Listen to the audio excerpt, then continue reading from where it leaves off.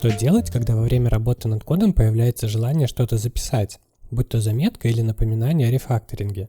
Можно было бы оставить to-do прямо в коде, записать в блокноте, Google документе или любом другом софте. Однако это также возможно сделать, не покидая среды разработки. Более того, у WebStorm есть несколько отличительных особенностей при работе с заметками.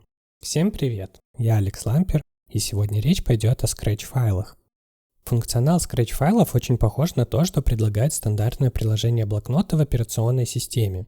Их можно создавать сколько угодно, и они не привязаны к конкретному проекту, но поддерживают создание папок, что позволяет сымитировать проектную принадлежность. Документация дает такое определение Scratch-файлам. Иногда вам может потребоваться создать временную заметку или накидать черновой код вне контекста проекта. Вместо того, чтобы переключаться в другое приложение, вы можете использовать Scratch-файлы и Scratch-буферы. Мне не очень нравится такое определение, как минимум потому, что оно противоречит само себе. Зачем у меня может появиться желание создать заметку или накидать какой-то код вне контекста проекта, когда я уже нахожусь в этом контексте? То есть вопрос сводится к обратному.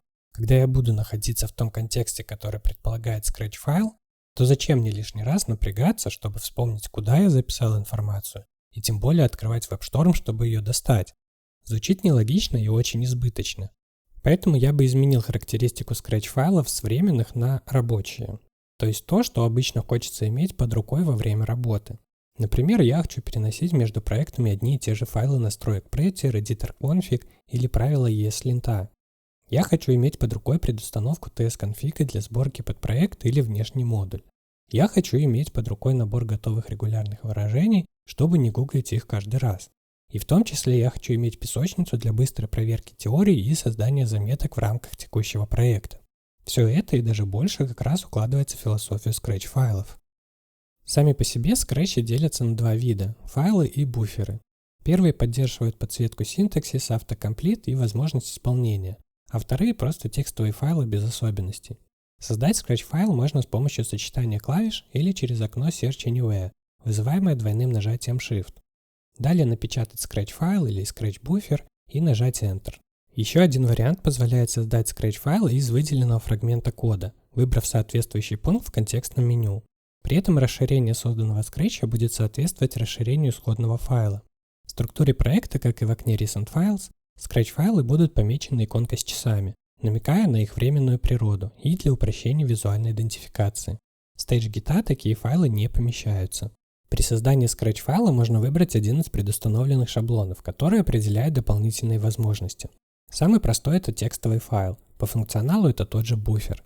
Если это Markdown файл, то во время его редактирования можно сразу видеть преобразованный в HTML результат. Команды из shell файла можно выполнять прямо из редактора. Тестировать HTTP запросы через встроенный HTTP клиент. Писать и проверять работоспособность регулярных выражений. А если это JavaScript файл, то его можно выполнить и дебажить. Например, чтобы протестировать какую-нибудь утилитарную функцию. А вот TypeScript в Scratch требует дополнительной настройки для запуска. Так как это компилируемый язык, то для выполнения кода нужен как минимум компилятор. Если в открытом WebStorm проекте установлен TypeScript, то в Node-модулях наверняка найдется пакет TSX. Это интерпретатор TypeScript для Node.js. Далее необходимо создать новую конфигурацию для запуска. Назову ее TS Scratch.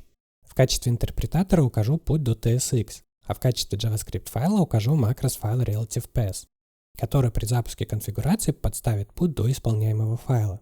В моем случае это test.ts.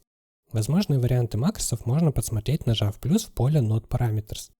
Не обязательно, но в качестве примера, чтобы в Scratch-файле стали доступны возможности из проектного TS-конфига, например, абсолютные импорты, я пропишу еще один макрос project_file_dir, который подставит путь до него.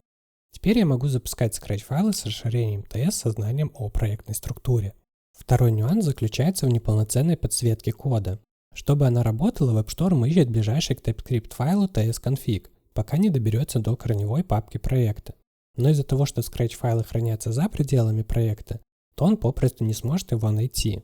Единственное, чем можно ему помочь в этой ситуации, это воспользоваться директивой тройного слэша и прописать необходимые библиотеки. Однако абсолютные импорты все еще будут выдавать ошибку в окне редактора, но не при выполнении, так как конфигурация запуска настроена верно. Итоговый набор Scratch-файлов может выглядеть как-то так. Регулярные выражения, API-провайдеры для генерации данных, часто используемые конфиги, терминальные команды, сниппеты кода и записи по конкретному проекту. На этом все. Используйте свое время с умом и до новых встреч!